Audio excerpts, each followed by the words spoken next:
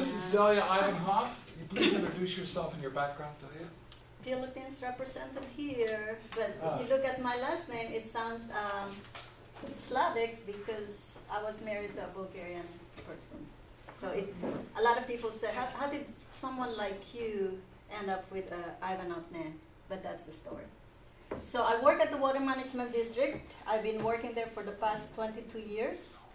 I'm what they call section manager, which means I manage a group of people, scientists, engineers, doing work in stormwater treatment areas. And before the Water Management District, I was at the University of Florida in their wetlands research group, where I worked on the stormwater treatment areas before they even got constructed, and the lake systems here in Florida. We work on several lakes and also some other isolated wetlands. So I'm here to talk to you. I also teach, aside from my water management district job, I also teach. I teach at the local college here, teaching a couple of environmental courses. I teach for UF, teaching environmental monitoring class.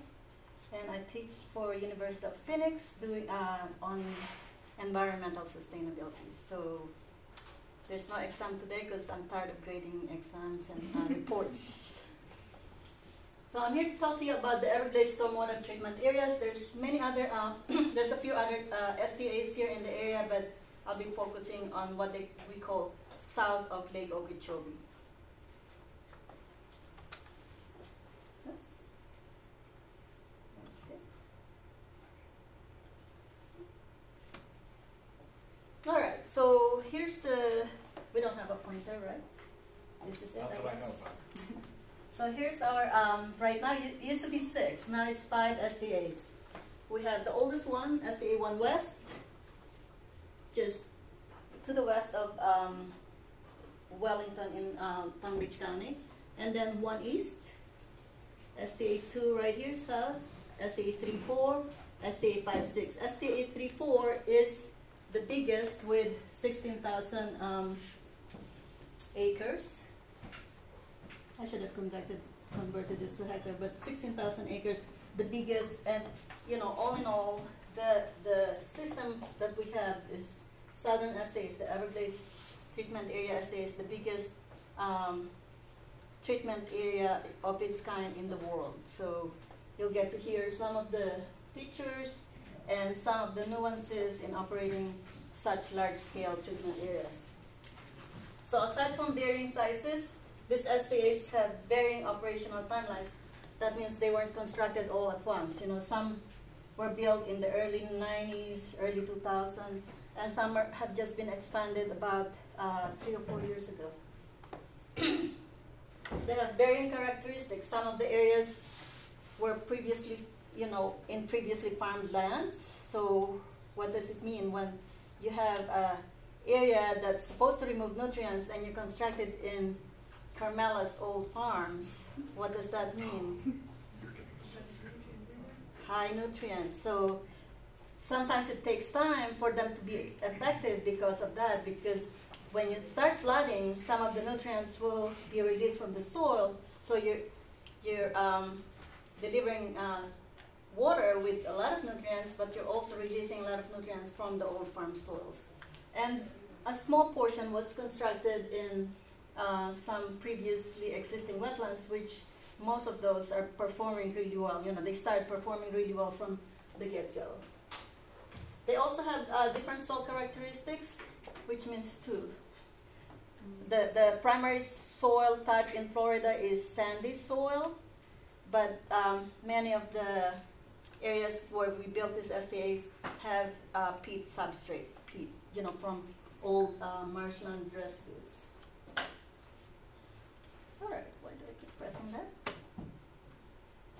So the primary purpose why we constructed these large areas is to reduce the phosphorus from runoff water, primarily from agricultural areas and some urban tributaries, before that water is delivered into the Everglades. In that way, you reduce the input of phosphorus to what we call Everglades protection area, whatever is remaining of the Everglades. As Garth introduced, one of the mandates why we constructed this, spending billions of dollars, is the Everglades Forever Act. We were told you have to do this. And then we have final requirements, like very, very specific requirements that are spelled out in federal and state permits.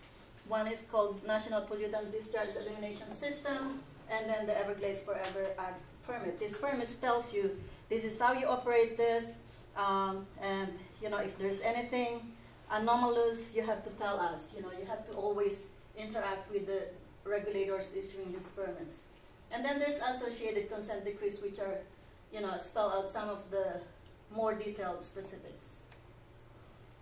The current permit tells us that we must operate this to attain very, very low level phosphorus at the end of the pipe, at the outflow structures. So it's called the water quality based effluent limit, or WQBL or QBL. And it's two parts. One says that in any given year, you must not exceed 19 parts per billion annual flow weighted mean.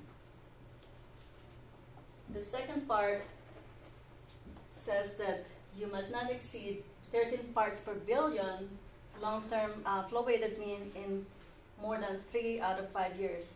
Well, these are natural systems subjected to all kinds of natural phenomena. You have drought, you have vegetation that has natural turnover, you have storms, large rain events, you have critters that live there, alligators disturbing the system.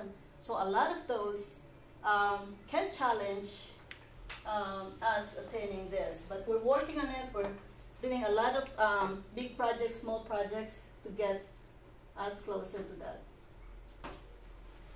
So how many is familiar with stormwater treatment areas, natural stormwater treatment areas? How many have heard of? What's that? Okay. Because, wastewater treatment plants, they do have similar systems, but theirs is mostly confined. Theirs is in buildings, cemented structures, confined flows, right? So these are open area systems. And here's a basic layout. You have the soil, you have emergent vegetation, you have submerged aquatic vegetation, which can be sometimes rooted, sometimes also in the water column without roots. And then occasionally, although we don't discourage, but they thrive there anyway, we have floating aquatic vegetation. So as the water from Carmela's farms is delivered into the SDAs, it goes through what we call flowways. So the flowway is comprised of a delivery structure, which can be a pump, a culvert, or some other open passage systems. So the water flows into the flowway and gets through the dense beds of emergent vegetation, like, for example, cattail. Cattail is the most dominant in the area. And just the fact that this dense cattail vegetation provides resistance, your first mechanism of phosphorus reduction is settling. You have particulate settling. So as the particulates settle, that's less phosphorus in the water column. And then the submerged aquatic vegetation, which again can be rooted or unrooted, takes their phosphorus directly, most of the phosphorus supply directly from the water column. So that's instant phosphorus reduction from the water column. And then, as you see, the floating aquatic will also take their pee from the water column. And then interspersed within this vegetation stands are what we call periphyton. How many knows what periphyton is? Periphyton. What's periphyton? It's like a kind of mat of algae. That's right. Yeah. It's algae and other, bacteria. You have other microorganisms there, but these are hungry for phosphorus as well. And in Florida, we have what we desire is what we call calcareous periphyton, because aside from biological uptake, this also becomes like magnet for phosphorus, because calcium is a good sorption site for phosphorus. So microbial uptake and calcium, if you have calcareous periphyton, that's perfect for reduction of phosphorus in the water column. And then as vegetation start dying, they produce litter, they produce, dead vegetation, and that also becomes a host for microbes. And again, that helps with the reduction.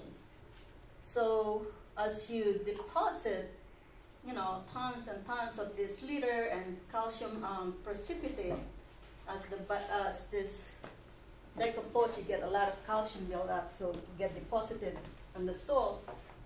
Supposedly, I'm saying supposedly, if you read textbooks, burial of phosphorus deep into the sediment below this layer that's being deposited is supposed to be a longer term storage. And I'm saying that supposedly because we're not seeing that yet in our SDAs, because right now, remember, we're still pumping agricultural remnants, nutrients from below the surface and bringing that up to the surface of the soil. So with all the different mechanisms, including calcium co-precipitation, microbial, and plant uptakes, then the phosphorus